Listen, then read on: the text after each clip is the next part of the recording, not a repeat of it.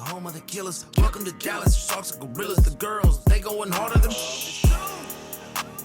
welcome to Dallas, we lost some legends. Hola, ¿cómo estás? Welcome back to another episode of the Poofy Man Podcast. So, took a little break yesterday. I'm just a human being. Sometimes I need one. Just a little me time. Let my hair down. And when I did, it felt great. So, I'm here. There's an interesting phenomenon taking place in the music space. So, just like vinyl did a couple years back, it seems that another physical media is taking root again amongst the 13 to 24 age demo, and that is, of course, CDs. CDs have increased in sales 16% over the last 2 quarters.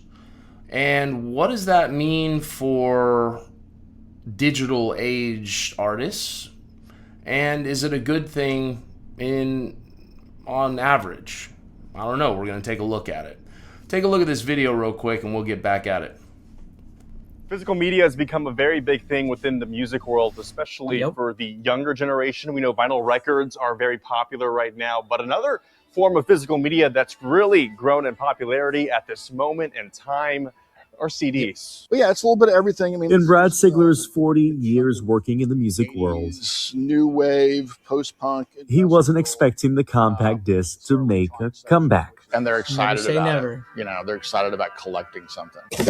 But it's happening. CDs make up 30% of Dead Wax Records sales at its downtown Garland location, a more than 20% spike. It's mainly kids. It's crazy. It's 13 to 24-year-olds buying new and used CDs. Leah grew up with CDs in the house, but is now collecting the physical media on her own. Found my way back to it a couple years ago. And I started collecting CDs, I'd say about probably 3 years ago. In a mid-year report, data company Illuminate reveals CD sales are up 16%, now outpacing vinyl sales. I feel like technology advanced a little bit too much, I want to say, but I don't know. I think it's really cool. I love it. It's the latest example of music listeners running back to physical media.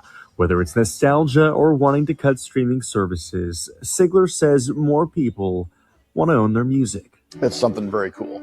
To be able to read liner notes, pictures, own something other than just streaming. Sigler says Korean and Japanese pop are some of their bigger sellers, but young customers are also getting into the classics. Still Jeff Buckley, which is crazy. Jeff's still selling like crazy. While Sigler says it's tough to predict where the physical media trends will go next, he's more than happy to be a part of that ride.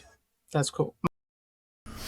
So, as you can see from this is just one news report, but there's plenty of them to go around if you take a good look and you take a deep dive into the internet space.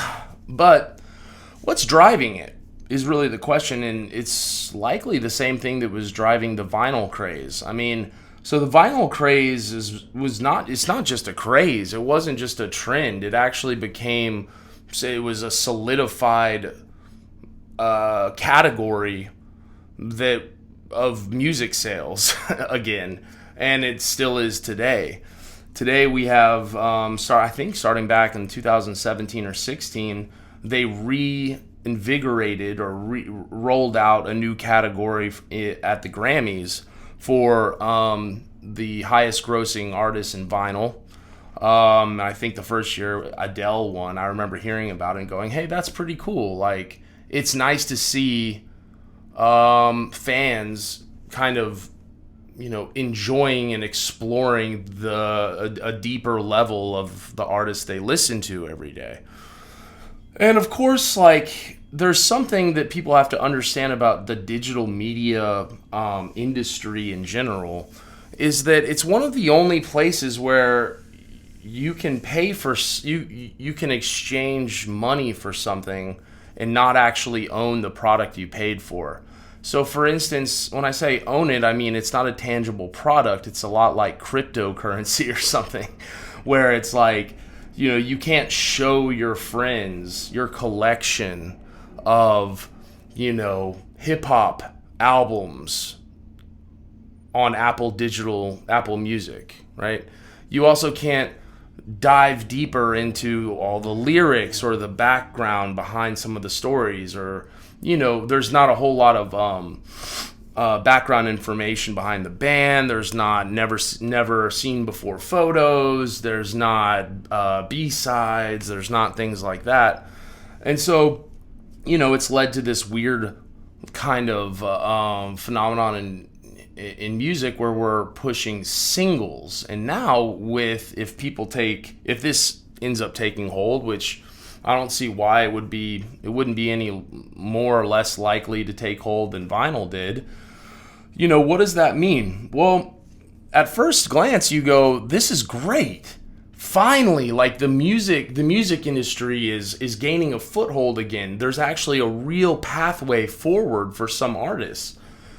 Because, making, I think the best you can do right now is somewhere between like 7 and 8 cents on the dollar per stream. I mean, so essentially that whole gauge is tilted towards industry juggernauts like Drake or, Taylor Swift or something like that, who, they look to. I mean, if they're streaming 100 million streams every year, that's decent money. But on 1 million streams, let's say, your best bet is to make, anywhere between $4,000 and $8,000 on 1 million streams. It's $1 million. We're talking about 1 million streams. That's not like child's play.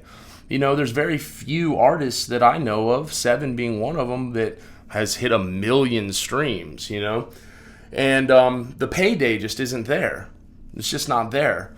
It's like we've exchanged compensation for the freedom to make music.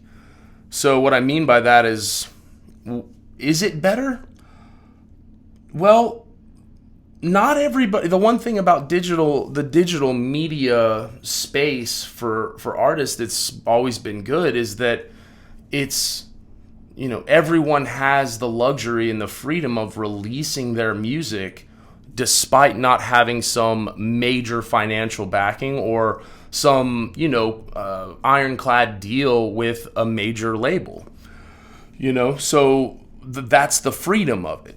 Now, no one ever said you'd be compensated for that freedom. Essentially the freedom itself is what you're paid with. That's the compensation for that model.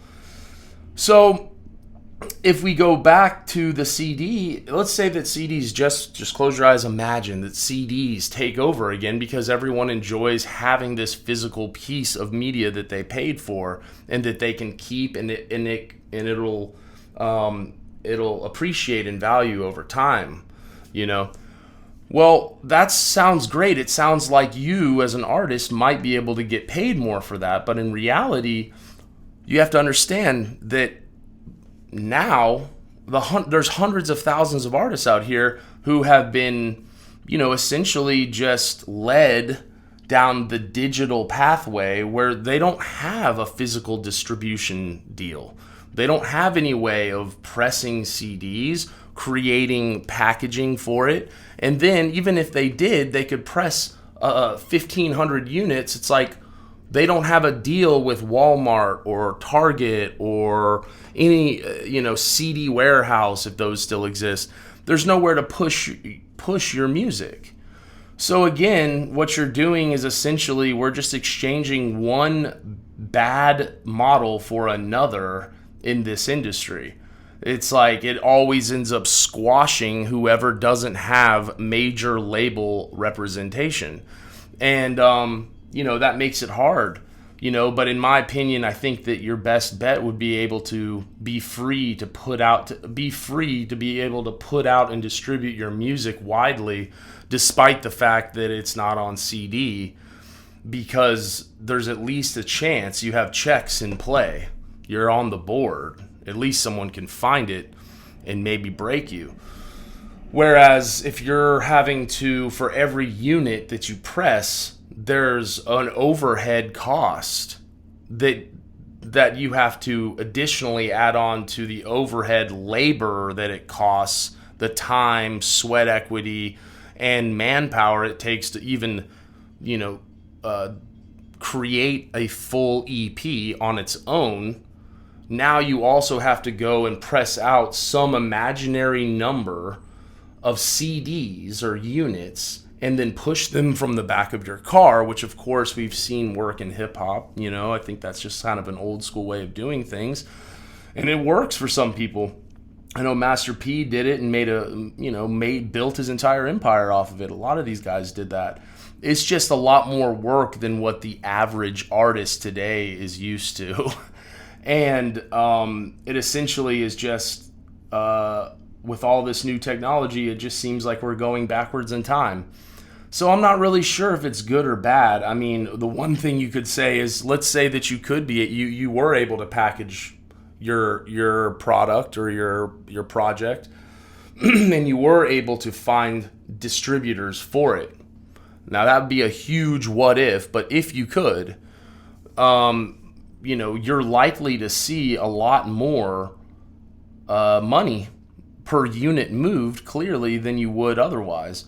But how are people going to see it? I guess you could say that it's not going to diminish the fact that people can find your music on YouTube Music or whatever and then go and decide to buy it. But right now, all we're seeing is a lot of 13 to 24-year-olds buying old music that's already been out. I don't know, Rascal Flatts or, the Beatles and stuff like that. So, of course, I don't know. It cuts both ways. I'd like to know what you guys think about it, though, especially if you're an artist or an aspiring artist. What would you rather have? A landscape where you are able to distribute, package your own stuff and sell it almost as units, or continue the way we're going and make barely anything off of streams, hoping that it'll go viral and those compounding streams will add up to something worth making music. So, I don't know. I'd like to hear your thoughts on it. As always, comment, like, hate, whatever, share. Subscribe, do all those good things, and we'll be back with another episode next time. I'm out of here. Welcome to Dallas, the home of the killers. Welcome to Dallas, sharks and gorillas. The girls, they going harder than. Welcome to Dallas, we lost some legends.